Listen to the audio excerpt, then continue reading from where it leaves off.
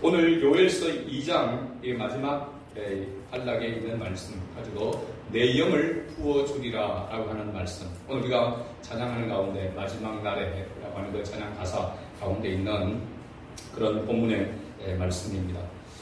지금 온 세계가 혼란과 위기의 시대를 지나고 있다는 것을 우리가 누구나 부인할 수 없이 목도를 하고 있습니다. 기후 위기가 계속해서 더 뚜렷해져 가는 가운데 있고, 전쟁과 전쟁의 위험이 계속해서 일어나고 도사해지고 있는 것 가운데 있고, 경제적인 불안, 지금 또 미국에서 이번 주간에도 보니까 그 LG 솔루션 그 공장을 이렇게 갑자기 경찰들이 들어닥쳐서 많은 사람들을 이렇게 구금하는 그런 일들이 일어나서 많은 정말 혼란 가운데 있습니다. 또 정치적으로도 보면 정치 안에서 도덕적인 그런 일로 인해서 또 혼란한 그런 가운데 있는 것을 봅니다. 어제 오늘 일도 아니고 앞으로 가면 갈수록 우리가 더 좋아질 것이라고 이렇게 낙담할 수 없는 그런 시대 속에 있음을 봅니다. 하나님께서는 이러한 기후위기, 전쟁, 또 경제적인 그런 불안, 또 도덕적인 혼란 이 속에서 오늘 지금 우리에게 무엇을 말씀하시는가? 주님의 말씀을, 주님의 음성을 듣는 것이 무엇보다도 중요한 줄로 믿습니다. 요엘 선지자는 이스라엘이 자연재앙, 물론 메뚜기 재앙입니다. 메뚜기에 대한 재앙을 통해서 심판받는 가운데 하나님께서 그들에게 회개를 촉구했습니다. 그리고 회개와 동시에 회복에 대한 그런 메시지를 약속하셨고, 그 회복을 통하여서 하나님께서 지난주 우리 설교 말씀 제목이 뭐였죠? 내가 너희를 흡족하게 하리라 했습니다. 만족할 수 있는, 그냥 단순한 원상 회복이 아닌 우리가 만족할 수 있는 갑절의 그러한 은혜로 하나님께서 더하여 주시겠다, 이렇게 말씀하고 있는 것을 봅니다. 오늘 본문은 하나님께서 약속하신 이 회복, 이 흡족해 하심이 어떻게 구체적으로 어떤 모습으로 나타나게 될 것인지, 무엇을 통해서 이루어지게 될 것인지를 말씀해 주고 있습니다. 회복에 흡족하게 하는 이 핵심이 바로 오늘 본문 말씀에 하나님의 영이 우리에게 임하는 것을 말하고 있습니다. 성령의 기름 부으심, 성령의 강림하심을 이야기하고 있는 거죠. 28절을 보면은 그 후에 내가 내 영을 만민에게 부어주리니 라고 이렇게 말합니다.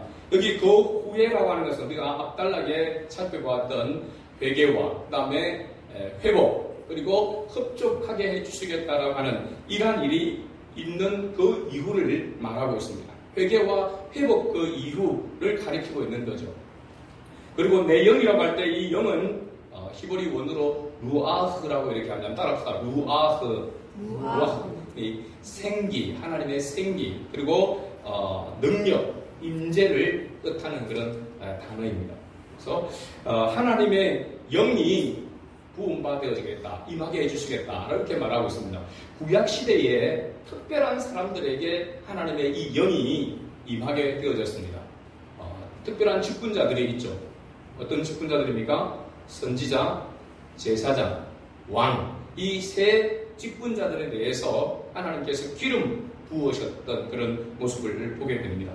특별한 사람들에게 특별한 때에 특별한 기간 동안만 임하여 있던 하나님의 이 영이 이제는 만민에게, 모든 사람에게 부어주시겠다라고 이렇게 선언하고 있는 것을 봅니다. 물론 여기 만민에게, 모든 사람이라고 이야기하고 있는 것은 하나님과 동떨어진 사람이 아닌 하나님을 믿는 사람, 하나님의 택한 자녀에게 하나님께서 부어주시겠다 이렇게 말씀하고 있죠. 그래서 이 영을 받을 대상자들이 누구인지를 이야기하고 있습니다. 28절에 보면 자녀들이라고 이야기하고 있고, 늙은이, 그 다음에 젊은이라고 말하고 있습니다. 29절에는 남종과 여종이라고 말하고 있습니다. 자, 자녀들, 늙은이, 젊은이, 모든 세대를 아우러서 이야기하고 있습니다. 남종과 여종, 빈부 귀천을 떠나서 모든 사람들, 나이, 성별, 신분을 초월하여서 하나님의 영을 부어주시겠다라고 이렇게 말씀하고 있습니다. 단순히 부어주시는 것이 아니라 떠나지 아니하는, 그래서 우리 신약시대에 믿는 그리스도인들은 하나님의 영이 우리에게 임하여 있고 우리 안에 내주하여 계신 줄 믿습니다. 떠나지 않습니다. 일시적으로 임하였다가 없어지는 것이 아니라, 떠나는 것이 아니라, 한번 하나님의 영이 임하게 되어지면 하나님의 영원히 떠나지 않는다는 사실입니다. 이것이 구약시대에 어떻게 보면 제사장이나 선지자나 왕들보다도 우리가 더 큰 복을 받은 것입니다. 그래서 베드로 사도는 우리를 왕같은 제사장이라고 했습니다. 그렇죠? 특별한 사람에게 하나님께서 주시는 이 하나님의 영이 오늘 우리에게는 임하여 있고 떠나지 아니하고 주님 앞에 서는 그날까지 계속하여 이어진다는 것입니다. 그래서 예수의 생명, 하나님의 영이 우리 안에 들어오게 되어지면 구원의 역사가 이루어지는 것이고 이 구원으로부터 말미암아 하나님의 나라로 이어지게 되는 것이죠. 자, 이 하나님의 영이 임하게 되어질 때에 자격이 무엇인지 하나님은 묻지 않았습니다. 하나님의 구원의 역사는 하나님의 이 성령의 인재, 성령의 기름 부으심은 뭐냐면 자격이 아니라 하나님의 긍휼로 되어진다라고 하는 사실입니다. 우리가 지금까지 살펴보는 가운데서도 하나님의 긍휼로 인하여서 하나님의 그 자비하심으로 말미암아 우리의 구원이 이루어졌다라고 했습니다. 우리가 어떤 구원을 받을 만한 그런 자격이나 의의가 있어서가 아니라 하나님께서 아무 조건 없이 우리를 긍휼히 여기시는 그 긍휼하심으로 말미암아 우리가 구원의 은혜를 입게 되는 것이고 하나님의 영이 임하게 된 것입니다. 사실은요, 우리의 구원의 과정을 보게 되어지면 구원의 과정이 나는 내가 예수 믿고 회개하고 복음을 듣고 말씀을 듣고 회개의 눈물을 흘리고 내 죄를 회개함으로 말미암아 구원이 이루어지는 것처럼 이렇게 보여집니다. 구원의 과정이 그렇게 이루어지는 듯 보이지만 하나님의 구원은 내가 눈물을 흘려서 회개했기 때문에 이루어지는 것이 아닙니다. 하나님의 구원은 언제부터 이루어졌습니까? 만세 전부터 이루어진 것입니다. 우리가 복중에 짓기 전에부터 구원이 이루어졌다라고 성경이 그렇게 말씀하고 있습니다. 그래서 구원이라고 할 때 우리 개혁주의 신앙에서는 이미와 아직을 말하고 있습니다. 이미 이루어졌고 아직 완성되어 있지 않는 것을 이야기하고 있는 거죠. 그러나 우리 구원이 절대로 없어지지 않는다는 사실. 구원이 이루어지는 것은. 그래서 구원의 과정을 보게 되어지면 우리가 회개하고 회복되어져서 그리고 난 다음에 구원이 하나님의 자녀가 되어지는 것처럼 보이지만 이미 하나님은 우리를 구별해 넣어주었고 구별된 하나님의 백성은 하나님의 음성을 듣게 된다는 사실입니다. 구원받을 하나님의 사람은 하나님의 복음을 듣게 되는 것이죠. 그 하나님의 복음을 듣고 믿어지게 되는 것입니다. 그래서 내가 믿는 것이 아니라 믿어지게 되는 은혜인 것입니다. 그래서 믿음은 하나님이 주시는 선물이라고 말씀하고 있는 것이죠. 자, 이 하나님의 영이 임하게 되어지면 어떤 일이 일어나게 되는가라고 하는 것을 본문에 말씀하고 있습니다. 우리가 찬양을 들었지만 자녀들은 뭘 하고? 예언을 하고 장래일을 말한다 이렇게 말하고 있습니다. 늙은이는 꿈을 꾸고 아비들을 우리 찬양에서는 아비들은 꿈을 꾸고 라고 이야기합니다. 젊은이는 청년들은 이상을 본다라고 말하고 있습니다. 자, 모든 세대 어린 아이부터 나이 많은 사람들까지 하나님께서 이와 같이 하나님의 영이 임하면 구원의 영이 하나님의 영이 임하게 되어지면 어떤 일이 일어나게 되는가? 동일하게 일어나는 일을 말하고 있습니다. 자, 나는 장래일을 말하고 무당처럼 앞으로 되어질 일에 대해서 알아맞히는 것도 없고 그리고 꿈을 자주 꿔가지고 하나님의 일을 미리 알고 하는 것도 없는데 그래서 젊은이는 이상을 비전을 보고 하는 것도 없는데 뭘 그러면 나는 구원받지 못한 건 아닌가 그런 생각할 수도 있습니다.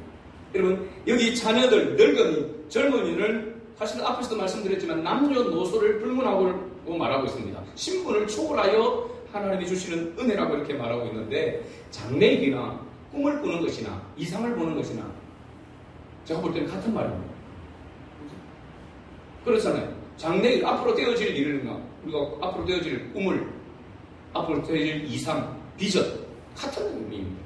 그러면 나이 많은 사람이나 젊은 사람이나 어린아이나 할 것 없이 하나님의 영이 임하면 구원의 역사가 이루어지게 되어지면 뭐가 바뀌어진다는 것입니까? 어떤 일이 일어난다는 것입니까? 그러면 우리가 구원은 받았다, 그리스도인이 되었다라고 할 때에 달라지는 것이 무엇이라고 했습니까? 첫 번째로 달라지는 변화가 뭐죠?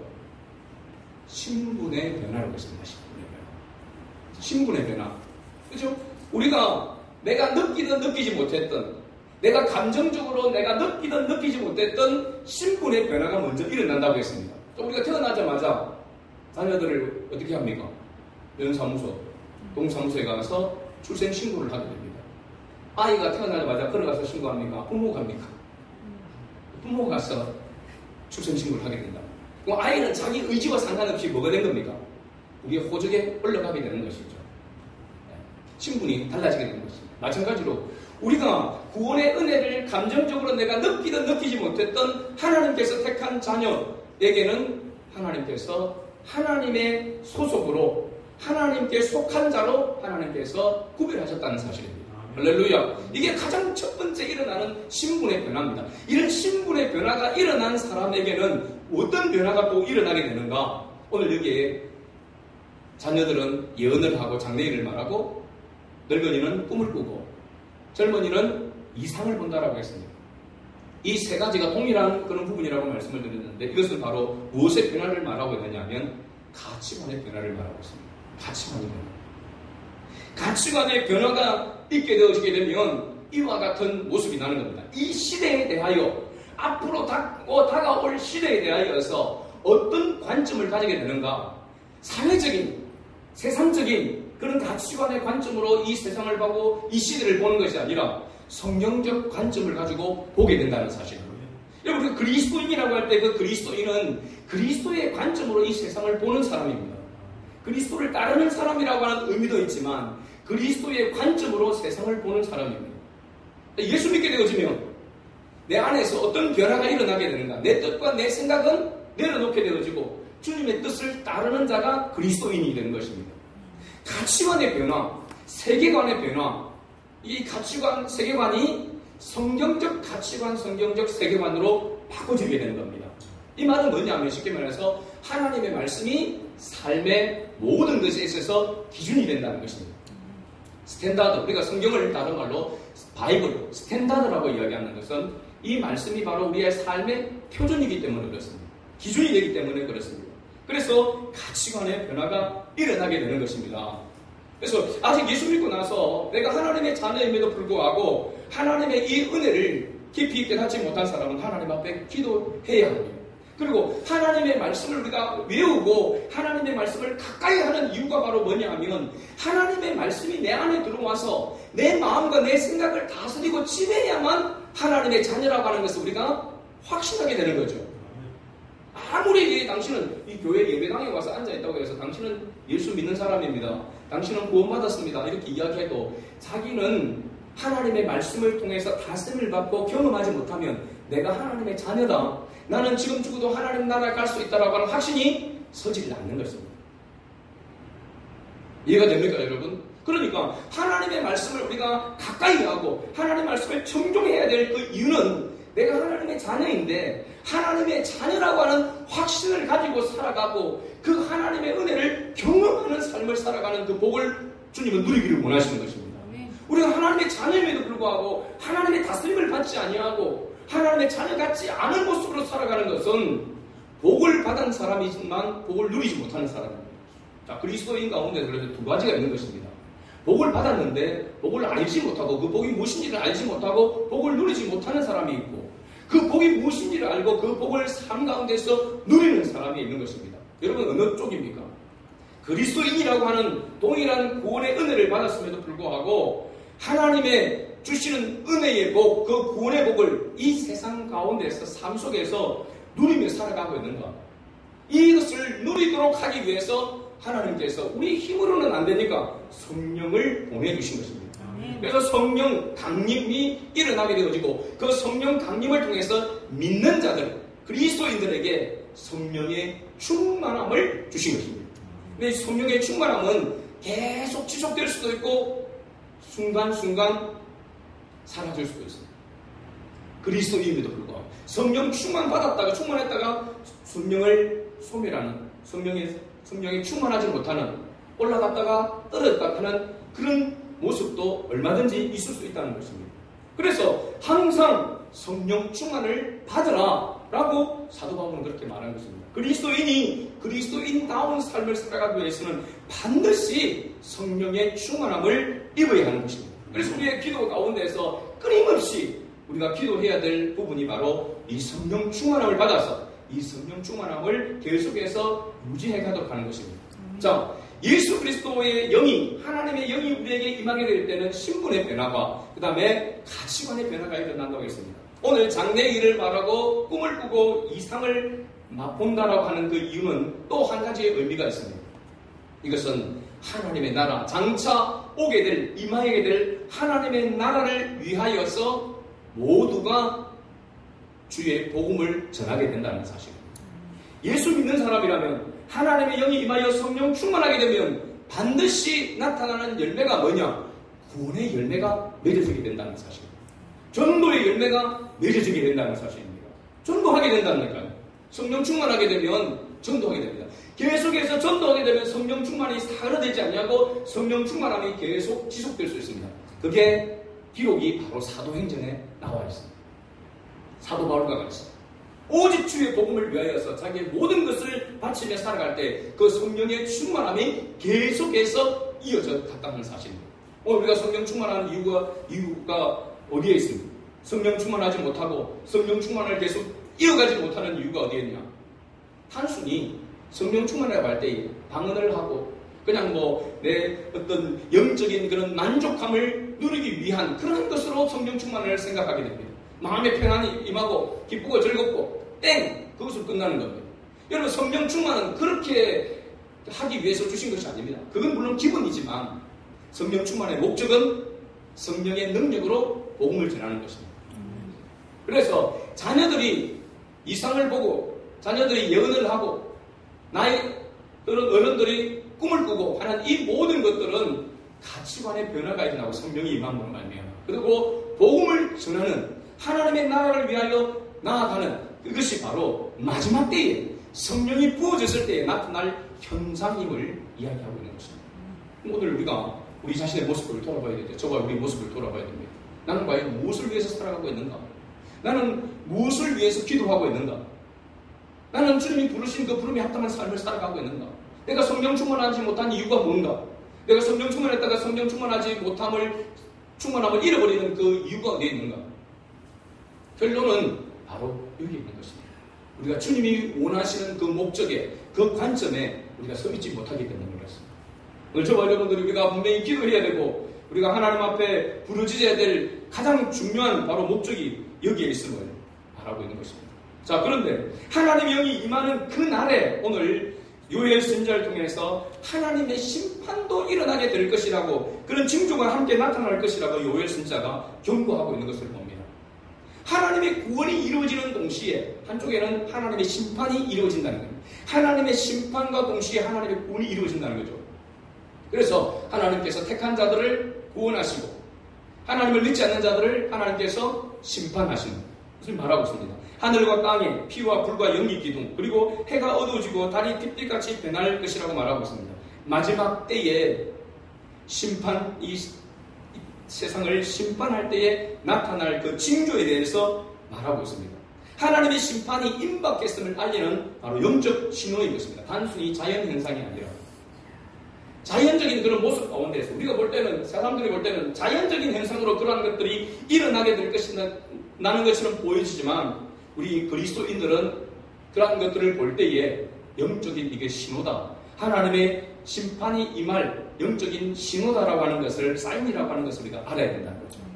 자, 이렇게 될 때에 마지막 때에 우리가 어떻게 해야 되는가? 32절 오늘 말씀입니다. 우리가 외워봤던 말씀입니다. 같이 읽어봅니다. 누구든지 여호와의 이름을 부르는 자는 구원을 얻으리니 이는 나 여호와의 말대로 시온산과 예루살렘에서 피할 자가 있을 것이며 남은 자 중에 나 여호와의 부름을 받을 자가 있을 것이니라. 아멘. 여러분, 사실은 우리가 오늘날 구원의 은혜를 입은 것은 이 성경적인 관점에서 보게 되어지면 우리는 정말로 귀하게 하나님께서 구별하여 하나님의 은혜를 입은 자입니다. 다른 말로 표현하면 추수를 하고 난 다음에 하나씩 떨어져 있는 이삭을 줍는 것과 같은 그 은혜로, 이삭 줍기의 그 은혜로 우리가 사실은 구원을 받은 것입니다. 우리는 아브라함의 혈통도 아닙니다. 이방인이었습니다. 그 가운데서도 우상을 섬겼던 그러한 민족입니다. 그런 우리에게 이 복음이 들어오고 그 복음으로 말미암아 우리가 하나님의 자녀가 되어지는 이 은혜를 입은 것은 엄청난 그 축복입니다. 아직까지 이 이삭 죽기의 은혜가 아직까지 주님이 마지막 심판을 종말에 이르기까지의 기회가 남아있다라고 하는 것을 말하고 있습니다. 그 기회 때에 여호와의 이름을, 누구든지 여호와의 이름을 부르는 자는 구원을 얻으리니 하나님의 택한 백성을 하나님께서는 반드시 구원하시고 인도하시겠다라고 이렇게 말씀하고 있습니다. 하나님의 택한 자를 불러내어서 그를 하나님의 나라를 위해서 사용하시겠다라고 말하고 있습니다. 주님의 몸된 교회를 통하여, 주님의 몸된 교회에 우리를 통하여서 하나님은 이 마지막 때에 주님의 이 하나님의 나라 확장을 위해서 쓰시기 위해 우리를 부르셨다라고 말하고 있습니다. 아직도 우리를 통하여 주께로 돌아올 자가 남아있다라고 하는 것도 우리에게 말씀해주고 있습니다.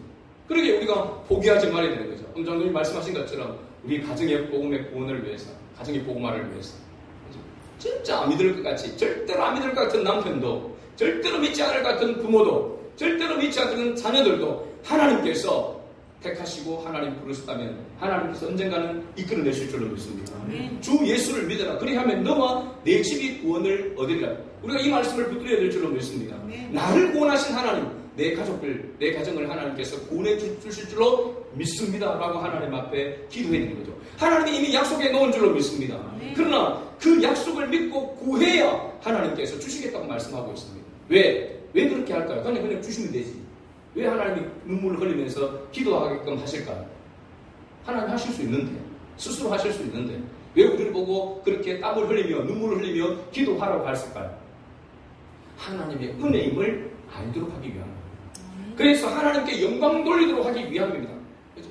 아이고 내가 기도 안 해도 때가 되니까 나오네, 예수 믿네, 하나님께 영광을 안 돌리는 거죠. 내가 정말로 하나님 나를 구원하시는 내 남편도 구원해 주실 줄로 믿습니다. 내 자녀들을 구원해 주실 줄로 믿습니다라고 눈물로 기도하실 때에 하나님께서 그 구원의 은혜를 베풀어 주실 때에 그 은혜에 감격하게 되는 것입니다. 하나님 감사합니다. 나 같은 죄인의 기도를 들으셔서 하나님께서 때가 되셨으면 내 남편을 인도하여 주시고 구원해 주셨군요. 내 자녀를 구원해 주셨군요.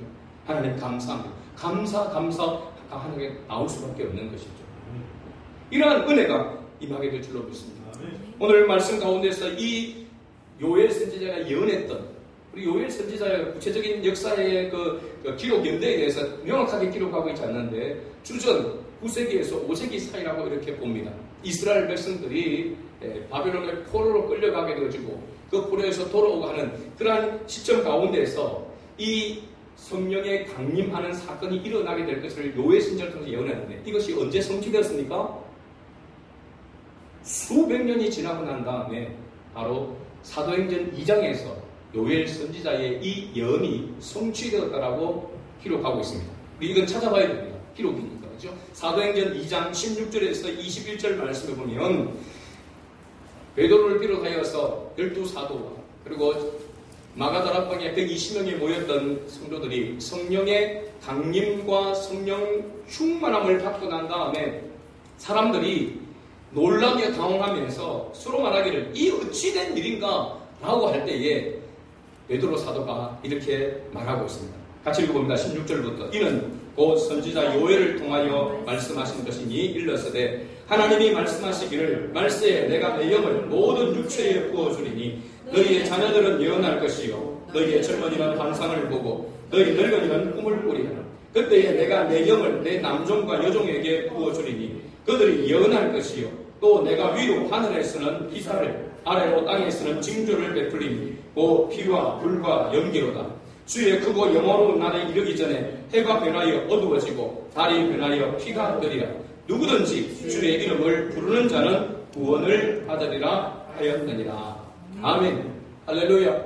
정확하게 요엘 선지자가 예언했던 이 예언이 바로 사도행전 2장에서 오순절 성령 강림 사건을 통해서 이루어지는 그 모습을 봅니다.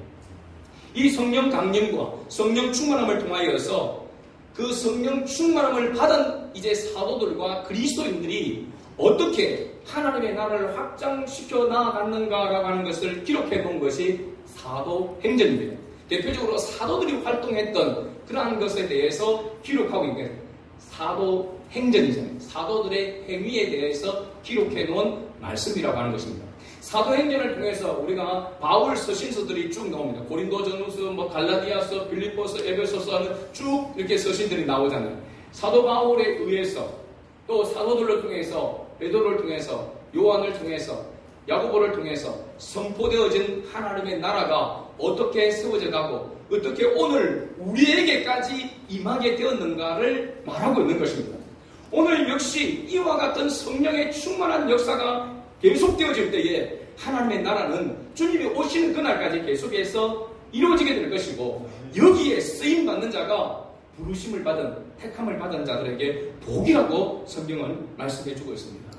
성령 강림 사건은 이례적인 사건입니다. 성령에 강림하여 성령의 충만함을 입게 된 것입니다. 그래서 성령은 강림은 계속해서 이루어지지 아니하고 성령 강림은 이례적인 사건으로 일어난 것이고, 그 성령 강림을 통해서 그 성령을 통하여 예수 믿는 사람들에게 성령의 충만함은 계속해서 일어나고 있는 것입니다. 할렐루야. 이게 우리 개혁주의 신앙의 고백입니다. 성령 강림 사건은 단회적인 사건이지만 성령의 충만함은 지금도 계속되고 있다라고 하는 것입니다. 왜? 성령 충만함이 없이는 하나님의 나라가 세워져 갈 수가 없기 때문에 그렇습니다. 오늘 저와 여러분들, 왜 우리가 교회가 나약한 모습 가운데 있고 왜 우리가 연약한 모습 가운데 있어야 합니까?